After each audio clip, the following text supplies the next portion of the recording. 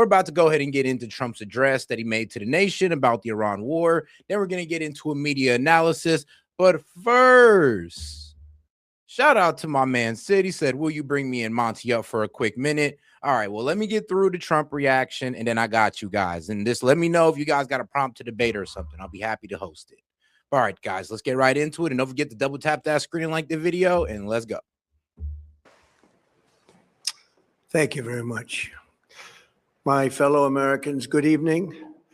Let me begin by congratulating the team at NASA and our brave astronauts on the successful launch of Artemis II. It was quite something.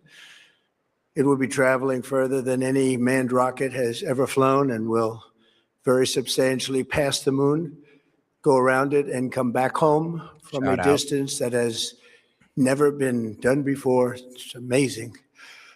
They are on the way, and God bless them. These are brave people. We want to God bless those 4 unbelievable astronauts.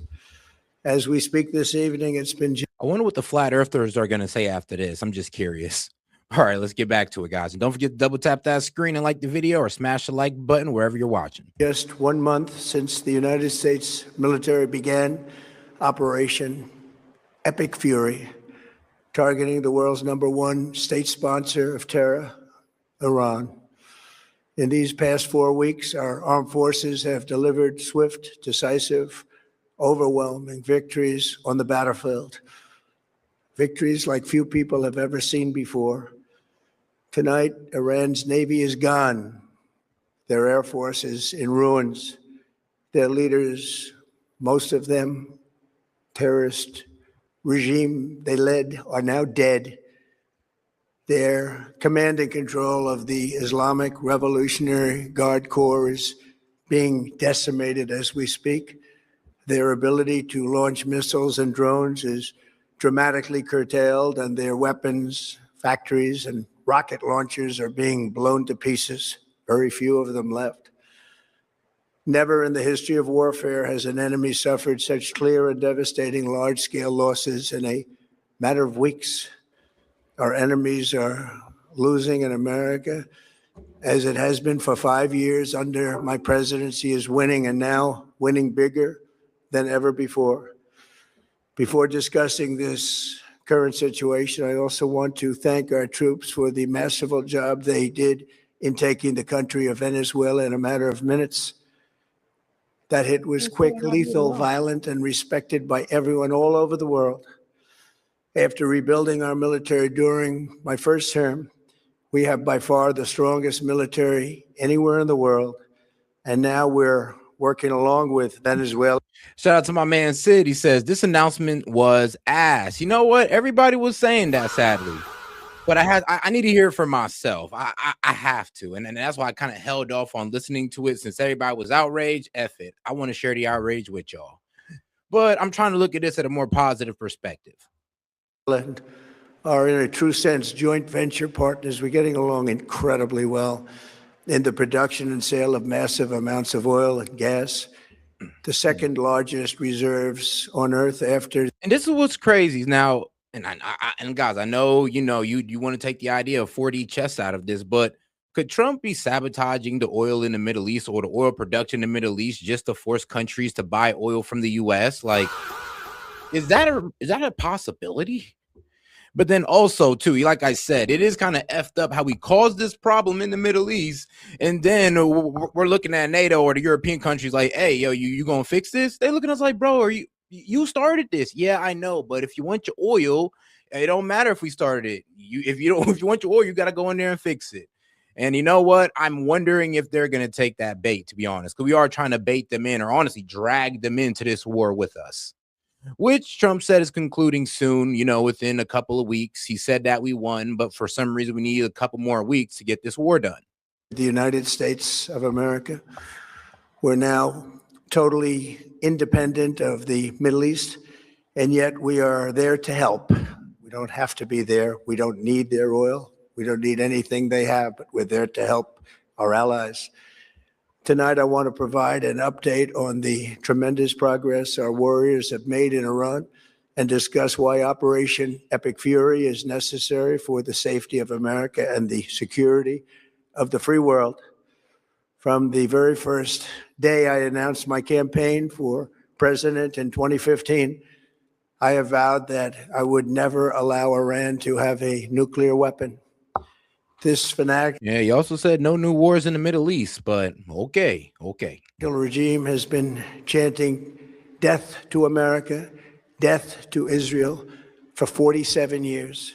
Their proxies were behind the murder of 241 Americans in the Marine barracks bombing in Beirut, the slaughter of hundreds of our service members with roadside bombs. You know, so crazy about that, the whole, what was it? One, he's going to try to say we've been at war with them for 47 years, but never declared the war on Iran. Not even today, as we're bombing them, have we declared the war on Iran. And then the whole Beirut bombing. You know what's actually crazy about that? You know, Israel knew that attack was coming and they let it happen. It's like, so, and like also talking about our greatest ally, Israel. Isn't that wild? They were involved in the attack on the USS Cole, and they carried out the countless other heinous acts, including the just horrible, bloody atrocities of October 7th in Israel, something that most people have never seen anything like it. This murderous regime also. F it, bro. We just about to tie them into everything. All right, bro. We just about to tie them into everything at this point. F it. Iran did everything. They did 9/11. Honestly, they're responsible for every death of every soldier that's ever happened. So Iran's responsible for all of it, guys. Like, are you serious? Like, at this point, I didn't know we was gonna sit here and have a get back moment with Iran. I thought this was about handling their nuclear capabilities. But apparently it's not that. I mean, and all of a sudden now we're talking about regime change. We already completed regime change, but well, I'm be real with you. Khomeini's son is still in power. He's in Iran, reportedly, according to the Russian ambassador. He's in Iran. So what regime change is he talking about? And I mean, bro, we still got Iranian officials coming out there making public statements. So what is he talking about? Oh, we got a regime change going on. And here's the thing. Yes, we have military success there, but Iran is still fighting. And he's saying that, oh, we won, then why can't we go to F home? Why do we need to stay there for a couple more weeks? But we'll see. We'll see come April 6th. Recently killed 45,000 of their own people who were protesting in Iran. 45,000 dead. 45. For these terrorists to have nuclear. I'm sorry, the number goes up every day. 30,000, 45,000, 100,000. Like, I'm sorry, but first off, any protester dying is an atrocity. Like, everybody should be able to protest and have their voice heard. But to sit here and glorify this, or I'm sorry, not glorify, but inflate the number like this is insane. First off, we only got 3,000 names of protesters. Now, could there be more? Of course. But we don't got 30,000 names to sit here and be like, oh, yeah, here are the 30,000 protesters that died in Iran's protests in early January. No, we don't got that. We have no proof, no verifiable evidence, but for some reason we push it. Why? To sell you the war agenda. Nuclear weapons would be intolerable. And shout out to my man Sid. He's like, help, I'm getting flashbacks of visiting my grandpa in the dementia ward. All right, come on, Sid. Bruh. Can't help himself, Chad. He can't help himself. Oh, guys, make sure y'all double tap that screen and like the video, guys. Appreciate the support, by the way. But let's get more people on the conversation by double tapping that screen. Horrible threat. The most violent and thuggish regime on earth would be free to carry out their campaigns of terror, coercion, conquest, and mass murder from behind a nuclear shield. I will never let that happen, and neither should any of our past presidents. This situation has been going on for 47 years and should have been handled long before I arrived in office.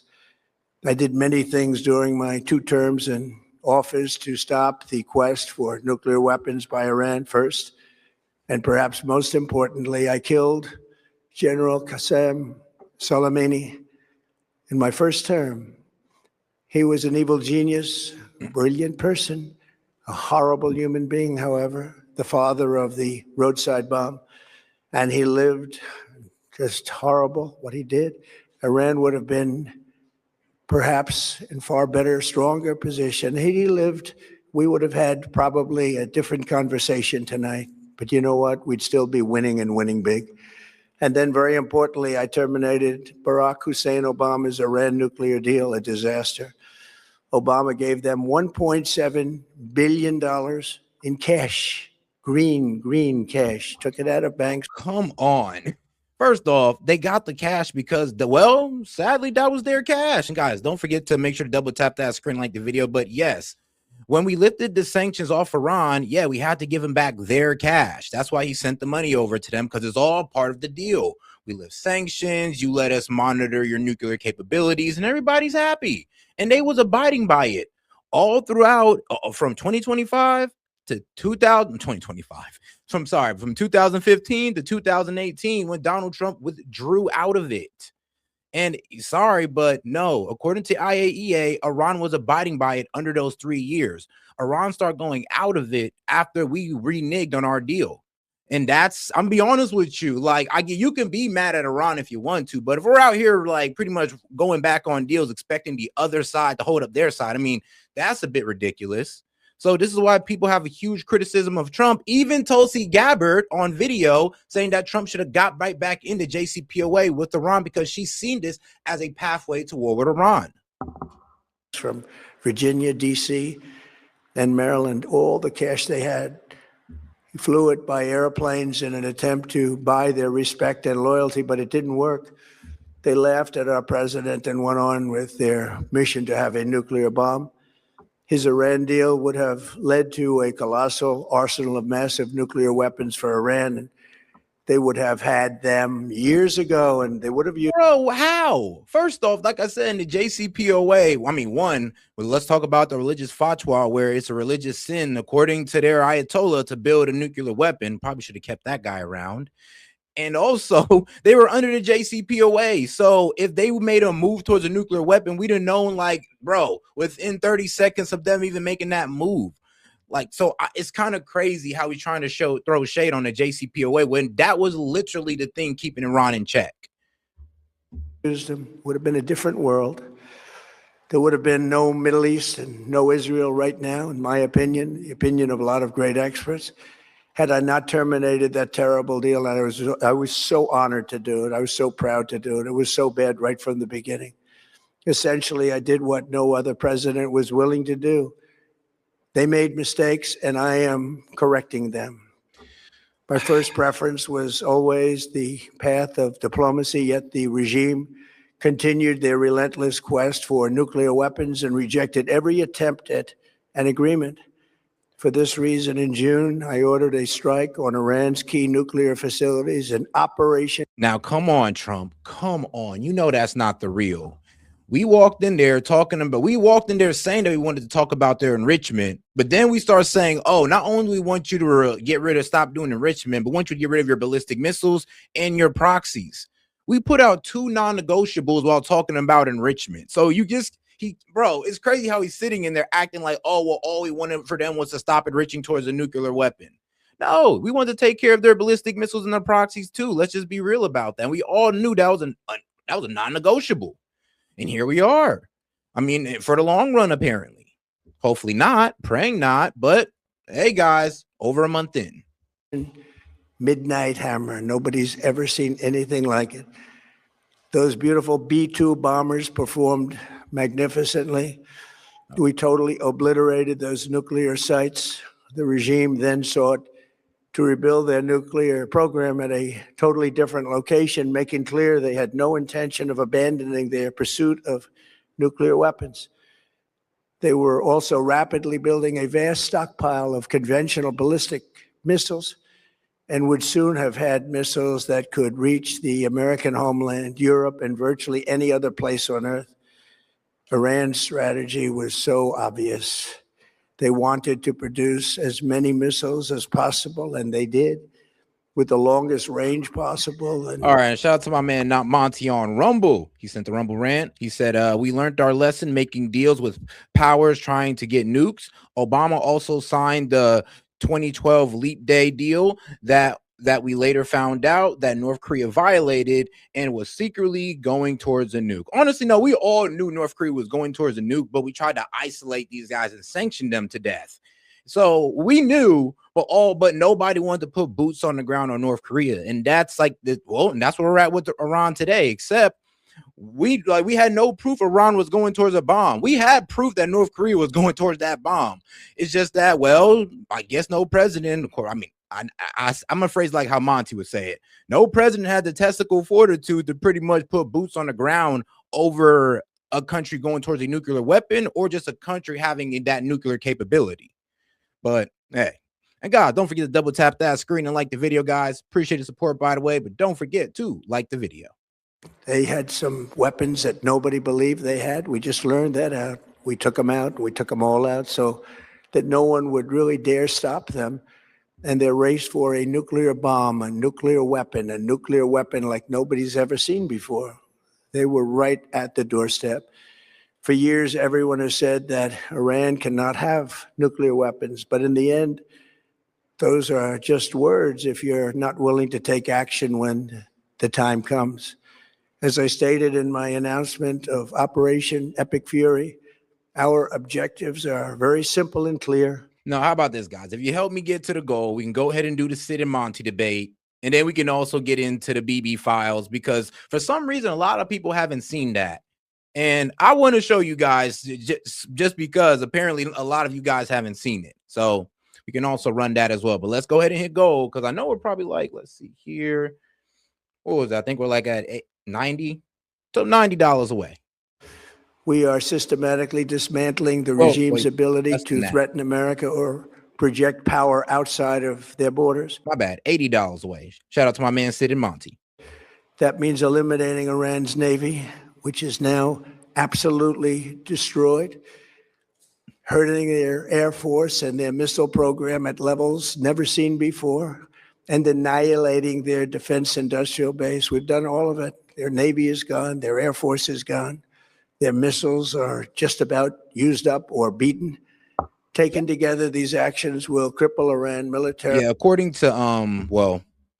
to reports based on classified U.S. intelligence in late March 2026, the U.S. can only confirm about 1/3, roughly 33% of Iran missile arsenal was destroyed, contradicting public statements suggesting higher destruction rates. Sources indicate that many missiles remain hidden underground and hidden in underground bunkers, because we all know Iran's just the master of underground bunkers. Like, man, we know that, apparently. But let's see here. While about this 33% is confirmed destroyed, another third is considered likely damaged or buried. So let's just say this. Well, let's give a fair. Let's be fair. 66% pretty much is like not usable, either destroyed or buried or damaged. So we could be fair. Crush their ability to support terrorist proxies and deny them the ability to build a nuclear bomb. Our armed forces have been extraordinary. There's never been anything like it militarily. Everyone is talking about it. And tonight, I'm pleased to say that these core strategic objectives are nearing completion. As we celebrate this progress, we think especially of the 13 American warriors who have laid down their lives in this fight to prevent our children from ever having to face a nuclear Iran. Twice this past month, I've traveled to Dover Air Force Base, and it's been something. I wanted to be with those heroes as they return to American soil, and I was with them and their families, their parents, their wives, their husbands. We salute them, and now we must honor them by completing the mission for which they gave their lives. And every single one of the people, their loved ones said, "Please, sir, please finish the job," every one of them. And we are going to finish the job, and we're going to finish it very fast. We're getting very close. I want to thank our allies in the Middle East, Israel, Saudi Arabia, Qatar, the UAE, Kuwait, and Bahrain. They've been great, and we will not let them get hurt or fail in any way, shape, or form. And be real, whoa, Trump, you starting this war is the reason why they're hurt and they're kind of failing right now. And I mean, if this war continues, it's only going to get worse for our allies in the Middle East. So And here's the problem. I mean, before this war, they was doing just fine. Everybody in the Middle East was doing just fine until this popped off. So it's like, are you sure you're looking out for our homies in the Middle East? You sure? Many Americans have been Like, you sure you're not trying to secretly redirect everybody's oil purchases to America and we just take over that way?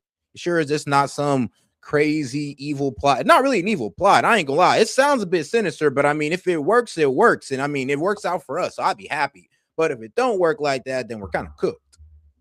concerned to see the recent rise in gasoline prices here at home. This short-term increase has been entirely the result of the Iranian regime launching deranged terror attacks against commercial oil tankers in neighboring countries that have nothing to do with the conflict. This is yet more proof that Iran can never be trusted with nuclear weapons. They will use them, and they will use them quickly. It would lead to decades of extortion, economic pain, and instability worse than we can ever imagine. The United States has never been better prepared economically to confront this threat. You all know that. We built the strongest economy in history. We're going through it right now, the strongest in history. In 1 year, we've taken a dead and crippled country. I hate to say that, but we were a dead and crippled country after the last administration and made it the hottest country anywhere in the world by far, with no inflation, record-setting investments coming into the United States, over $18 trillion. And most of that coming out of the Middle East. And I mean, I'm not sure if it's going to be that $1 trillion that they've dedicated. Why? Well, because now they got to sit there and rebuild parts of their country and rebuild their energy infrastructure, and some of them, their water desalination centers. So, yeah, I mean, that's what I'm saying. This whole war in the Middle East do threaten those investments, sadly. You know, outside of the Middle East, those are even threatened as well. Even the ones outside of the Middle East are threatened because of this conflict / war. The highest stock market ever, with 53 all-time record highs in just 1 year. All right, and shout out to my man Monty. Like, they were never going towards it. Why did the IAEA say they were in 2006 and 2007 and in 2012? And why were they hiding it? Almost like they were doing it in secret because they were violating laws. Well, actually, let's be real, Monty. Now, like I said, you're quoting outside the JCPOA. So once they were in the JCPOA, we had full monitoring of their nuclear capabilities at that time. So arguing before it is kind of like, come on, dog. Like, we're talking about with Iran's actions within that time, because they was under a deal. They weren't under a deal at that time. So it is what it is with that. Like, we're arguing the validity or the certainty that the JCPOA had from keeping us off this path, not about what Iran was doing before that. Because due to us putting Iran under that, we was able to have that monitoring that that we didn't have under the times that you stated in 2006, 2007, and 2012. This is all before the JCPOA. You kind of notice in 2012 how Obama gets in and he's like, yeah, let's go ahead and nip this in the butt. So, I mean, I don't like Obama all like that, but I mean, he got it right on that. He said we shouldn't have to negotiate with countries to break the non-proliferation treaties we have all agreed to. We can just take it out. I mean, bro, we call a country that's not in the proliferation treaty our greatest ally. That got nukes basically illegally. But it's like a global secret that we all know. So I don't know if we could really use that argument in fairness and stay consistent with it. Positioned us to get rid of a cancer that has long simmered. It's known as the nuclear Iran, and they didn't know what was coming. They've never imagined it. Remember, because of our Drill Baby Drill program, America has plenty of gas. We have so much gas. Under my leadership, we are #1 producer of oil and gas on the planet, without even discussing the millions of barrels that we're getting from Venezuela. Because of the Trump administration's policies, we produce more oil and gas than Saudi Arabia and Russia combined. Think of that, Saudi Arabia and Russia combined. And that number will soon be substantially higher than that. There's no country like us anywhere in the world, and We're in great shape for the future. The United States imports almost no oil through the Hormuz Strait and won't be taking any in the future. We don't need it. We Bro. haven't needed it, and we don't need it. And here's the thing, he's not lying. Like he's actually kind of right about that. But the problem is like, yo, our allies need that. Japan, that's like 75 to 80% of their oil right there. Like our European, well, about to be our ex-European allies, they rely on that a lot as well. So to sit there and screw them over and be like, well, I mean, sorry guys, don't affect us. So I mean, it's best you handle it. And they're looking at us like, but you started it. Yeah, but the consequences don't affect me. So you got to deal with that. It's like, bro, what? What? Like, oh, bro, we might have to step outside and fight. But it is what it is, man. You can do that when you the president of America. Shout out. But guys, let's not forget to double tap that screen and like the video, guys. Appreciate the support. And won't be taking any in the future. We don't need it. We haven't needed it, and we don't need it. We've beaten and completely decimated Iran. They are decimated, both militarily and economically and every other way. And the countries of the world that do receive oil through the Hormuz Strait must take. And shout out to my man Sid for sending in he sent $40 in on the Venmo. That's a baller alert. Appreciate the support. And shout out to my man. So Sid said debate. All right, then, bro. We can go ahead and set up this debate. I'm gonna go ahead and post the call-in link. You guys can come on up. I'm pretty sure you guys probably already got your prompt figured out. Let me know if you want to do the back or forth, or you guys want the 4-minute in and out. Or you can let me know before you guys come up here. That'd be great. But hey, however y'all want to do it. Care of that passage. They must cherish it. They must grab it and cherish it. They can do it easily. We will be helpful, but they should take the lead in protecting the oil that they so desperately depend on. So to those countries that can't get fuel, many of which refuse to get involved in the... Actually, there is proof. There's a lot of proof. Hold on, Monty. All right, hold on. There's no proof or verifiable evidence Israel has nukes. You say you need proof. You don't want to believe Iran executed 30,000 citizens without proof. Why do you believe that without the same proof? Monty, you know there's been documentaries. You ever heard of Numek? Bro, they stole the material from a bomb from us. Like, yeah, look up a documentary called Numek, all facts. That's proves that Israel, I mean, that's a lot of evidence that Israel stole the bomb, Monty. I just don't think you're looking hard enough, sadly. I mean, hold on, dog. Really? I can sit here and prove to you right now Israel got nukes. Like a lot of people just sit there and say it, but I got you. Decapitation of Iran. We had to do it ourselves. I have a suggestion. Number one, buy oil from the United States of America. We have plenty. We have so much. And number two, build up some delayed courage. Should have done it before. Should have done it with us, as we asked. Go to the Strait and just take it, protect it. Use it for yourselves. Iran has been... All right. So, and this is right here. So, Israel is widely believed to possess nuclear weapons, with estimates suggesting around 90 plutonium-based warheads. Though the country maintains a long-standing policy of ambiguity, neither confirming nor denying their existence, it is, and there's also been, like, we've also caught them doing nuclear testing. We've also caught them testing their bomb in South Africa. And I mean, bro, we've caught them doing all of that, by the way, all of that. And the whole world knows that they got at least about 90. So there is a lot of proof, a lot. But it is considered one of the 9 nuclear-armed states with the capability to deploy weapons via aircraft, submarines, and land-based missiles. I mean, yeah. Israel got nukes. Essentially decimated.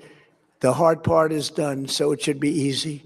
And in any event, when this conflict is over, the Strait will open up naturally. It'll just open up naturally. They're going to want to be able to sell oil because that's all they have to try and rebuild. It will resume the flowing, and the gas prices will rapidly come back down. Stock prices will rapidly go back up. They haven't come down very much, frankly.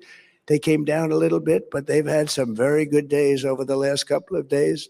We've done actually much better than I thought, but we had to take that little journey to Iran to get rid of this horrible threat. With our historic tax cuts, where people are just now talking about receiving larger refunds. Well, I mean, like I said, I hate to do this again, but bro, I mean, it's not as bad because I remember what was it like I said 2 days ago. This was at 115. WT, bro. Western Texas Intermentals is over 106. Is that over 100? Brent crude is over 100. I mean, it's not looking too good right now. That's all I got to say. And do I really need to bring up the market, guys? Do you really want me to bring up the market? Because I don't want to do this. I really don't, but I feel like I got to. So just to let you guys know where the F we're at right now. Because actually, you know what? Hold on. Hold on. The market actually, well, from a month ago, we're actually down in the market. But from a week ago, we're actually looking way better. We're actually in the green. But from a month ago, we've actually took substantial losses in the market. And I'm just looking at all three major indexes at this point. But all right.